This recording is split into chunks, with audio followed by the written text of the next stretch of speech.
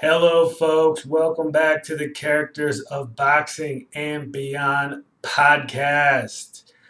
Another great character profile on today's episode is headed your way. I'm wearing a Chicago Cubs t shirt because the boxer we are going to be discussing today has some strong ties to the Chicagoland area. He's technically from Northwest Indiana, but spent a lot of time in Chicago. Actually, was a longtime employee of the Chicago Park District. I also spent a lot of my life in the suburbs of Chicago and as well in the city of Chicago. I certainly have a strong affinity for that part of the country and for the city of Chicago itself.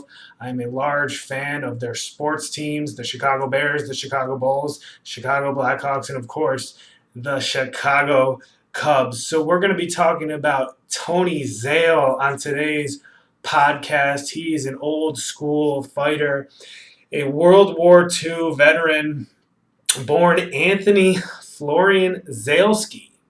So his real surname at birth was Zalesky. He was the man of steel. He came from a famous steel town of Gary, Indiana. He lived there during the boom years of the steel towns being in Gary and of course other major steel towns throughout America. But Gary, Indiana was as big a steel town as you could be when Tony Zale was in his prime years. So Tony Zale will most be remembered for his fights against Rocky Graziano. Of course, we've had a podcast episode about Rocky Graziano. I want you to check that out if you want to familiarize yourself with the story of Rocky Graziano, of course. But Tony Zale was a character in a different way. He was very quiet, very unassuming, very friendly. Nice guy out of the ring, extremely aggressive, vicious, one of the toughest fighters of all time inside the ring. And to me, that is the ideal personality. That is the ideal character trait you should be striving for, I believe, as a professional fighter. It's a good lesson for the kids when they see someone on the grandest stage of boxing who is a super nice guy, super polite guy, super quiet guy outside of the ring, someone who lets all the talking be done inside the ring. It's just good for this growth of the sport, I think. And a guy that is certainly that type of way, a friendly guy outside the ring, but tough as nails inside the ring in today's modern boxing climate would be Andy Ruiz Jr. So Andy Ruiz Jr. I think kind of embodies that now, that ideal character trait that I think is great for boxers. It's not for everyone, I guess. It's not for everyone. Some people want to, utilize their God-given ability to, for lack of a better term, run their mouth and utilize, that gift of gab that not all of us are fortunate enough to be born with, but some of the fighters do have that, and they exercise it to the best of their ability, and they're able to grow their following, and they're able to increase their fight purses as a result of being able to use their mouth. But that's not for everyone, and it certainly was not the case for Anthony Florian Zalesky, aka Tony the Man of Steel Zale. Now, why did he change his name from Zalesky to Zale, you might ask? Is it a stage name? Is it was it to be easier for people to remember? Well, according to his brother, and according to a report I read in the Chicago Tribune, when Zale passed away in 1997, the Chicago Tribune had a beautifully written obituary to honor the late Man of Steel in 1997. And in that obituary, it was said that Tony Zale changed his name from Zalesky to Zale because he didn't want his mom to know that he was fighting. He kind of wanted to keep it secret from mom because, of course, mom did not allow or want any of her boys to be fighters. Can you blame mom? It's a rugged, tough profession.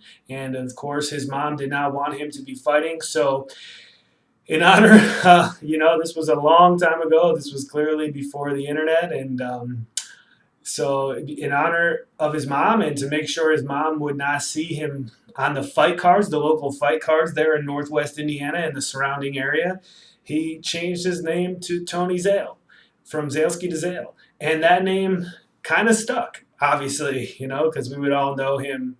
We would all know the Man of Steel as Tony Zale. So how did he become so quiet? Why was he this type of way? Was it something that was born in him?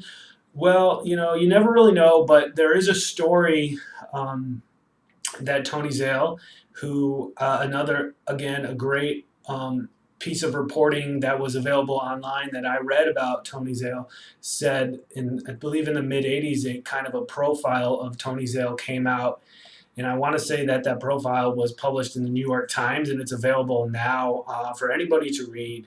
And I want to thank the Chicago Tribune and the New York Times for giving me a lot of the sources for this today's podcast. There's a lot that I read in two or three articles from the Chicago Tribune and the New York Times that really was able to help me bring this podcast to you today. It's so cool to be able to read, old news stories profiling Tony Zale, and so I really want to give a shout out to the Tribune and the Times for shedding all this cool information on me. So I will say that in one of these reports I read, a reason that Tony Zale thinks that the reason he became so quiet and so shy, very shy individual, Tony Zale would be throughout his fight career and throughout the remainder of his life after he was done fighting. He was very shy because he thinks it was linked to the fact that his father was tragically killed while riding a bicycle to the drugstore for an errand when Tony Zale was 2 years old. He was very quiet after that. He just a low key guy who, linked all that quietness to his father's tragic death. But one thing that he found was some some solace and he was able to find himself in boxing. He turned to boxing as a way that even though he was so shy and quiet, he found himself at peace when he was in the ring. There was no worries, no anxiety. He didn't have to worry about being awkward. He didn't have to worry about people judging him or whatever thought processes were going through his head. He didn't have to worry about any of that stuff when he was in the ring. He said that it was just him and the other guy, and he was at peace, and he was, in his happy place when he was in a boxing ring, and he completely thrived in the ring because he'll go down in history as one of the toughest chins, one of the most resilient fighters ever. Tony Zale does not get enough love in the history of boxing, in my opinion. He's not as much of a household name as he should be, and it could be linked to the fact that he was such a quiet guy. And of course, when he was in the ring, he said, quote, "When I'm in the ring, it's just him and me. I'm free."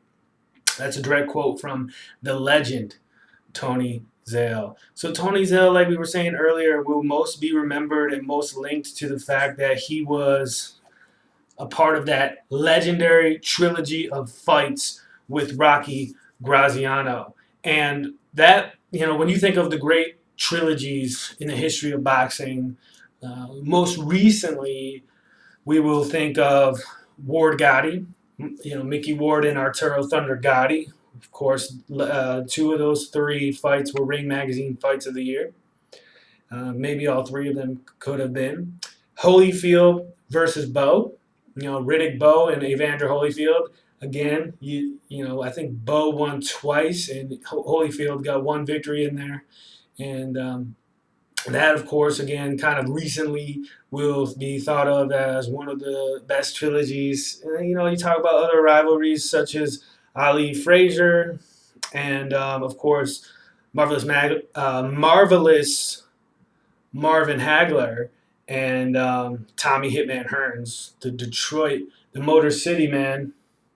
Hearns and Hagler, of course. But before all that, there was one trilogy that boxing purists around the turn, around this Civil War, around this World War II time. Sorry, I got Civil War on the brain. I've been watching a lot of the Ken Burns Civil War documentary from PBS that's been on Netflix. So but no, so Tony Zale was a World War II veteran. This was shortly after the World War II, and this trilogy with Rocky Graziano was what all the boxing world was talking about. It really reminds me of the Ward Gotti trilogy because that's so recent, and that's the trilogy that being as old as I am, being my age, that's what I remember as the ultimate boxing rivalry and trilogy. Of course, Juan Manuel Marquez also had a great trilogy with Manny Pacquiao. That's also another recently huge trilogy in the boxing world. But I always thought that that was the top dog in my book, Ward Gotti. But actually, to be honest with you, it all started with Zale Marciano and Rocky Marciano. So Zale would knock out uh, I'm sorry, not Rocky Marciano, Rocky Graziano. So Rocky Graziano, who would middleweight. These guys are middleweights. Marciano is a heavyweight out of Brockton, Massachusetts.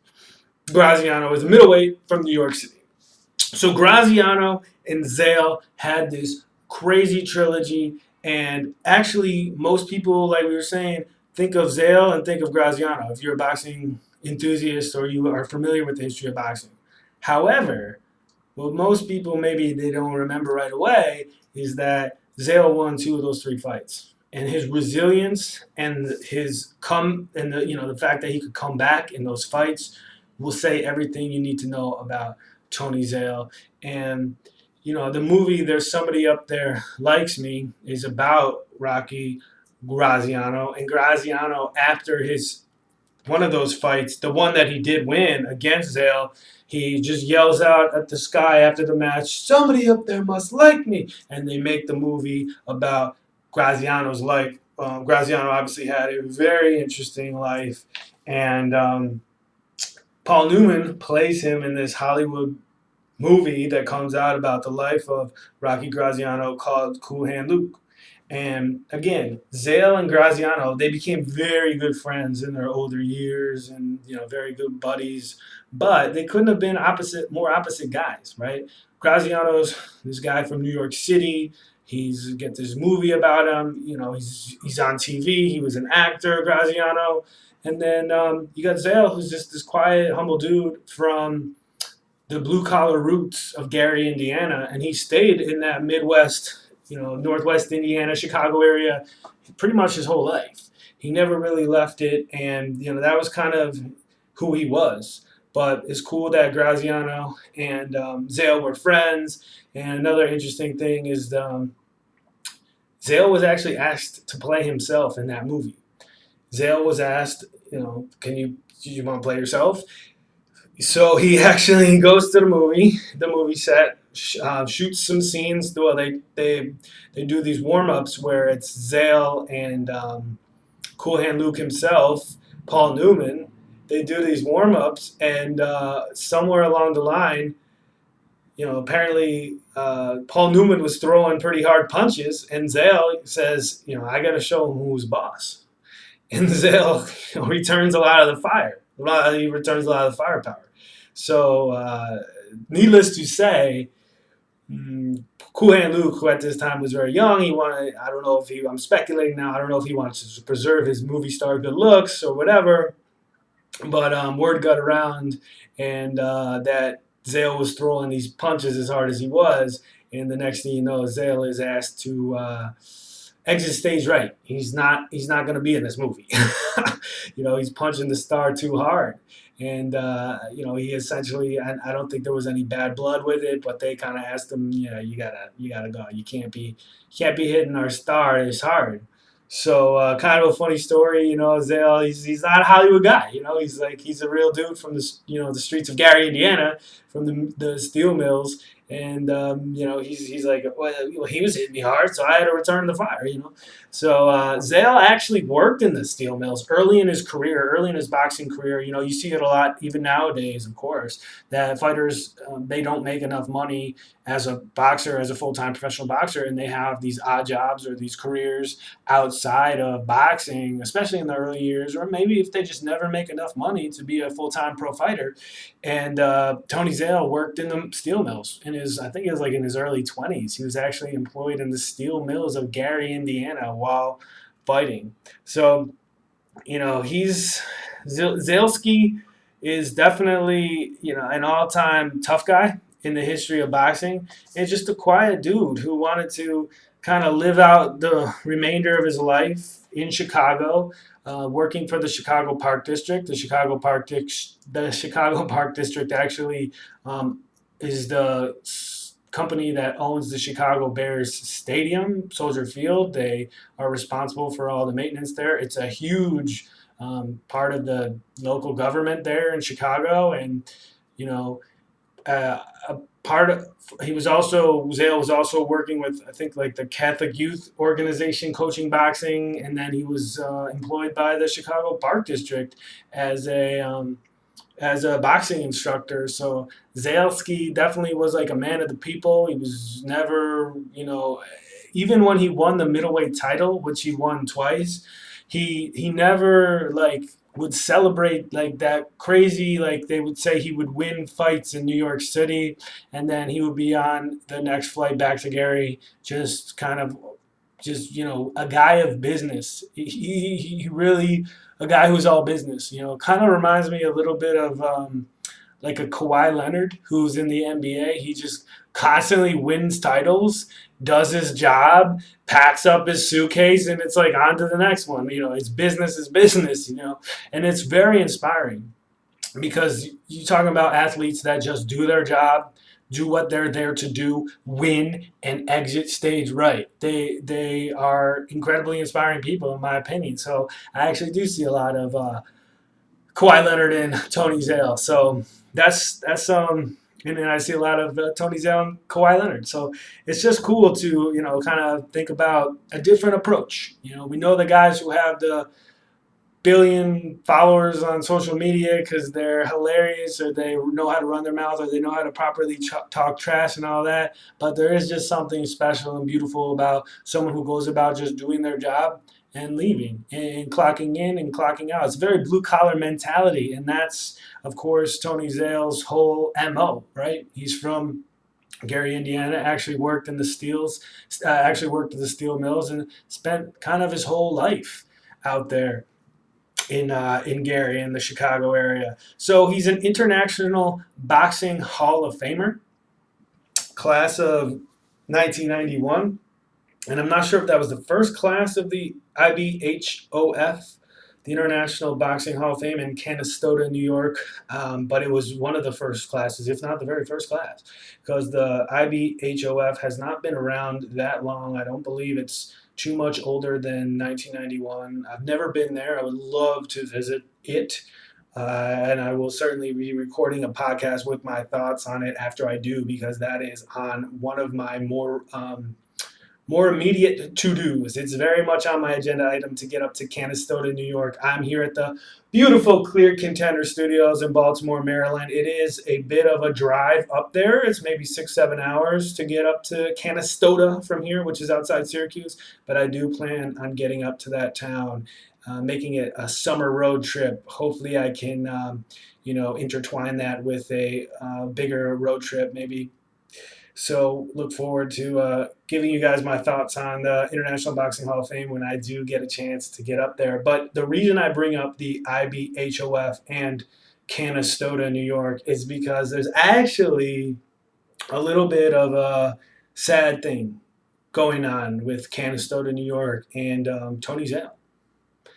Tony Zale in 2015, while he was, passed away for 8 years at this point, his family had donated two of his middleweight championship belts, you know, which represented so much. And they donated them at least for a period of time, they said, yeah, we would love the public to have a chance to, get to see these championship belts that Tony Zale won in these remarkable trilogies with Rocky Graziano. Two of those three fights named Ring Magazine Fight of the Year. They're obviously historic. You know, they're historic parts of boxing history, and we want the belts to be at the Hall of Fame. So in 2015, there's a break-in.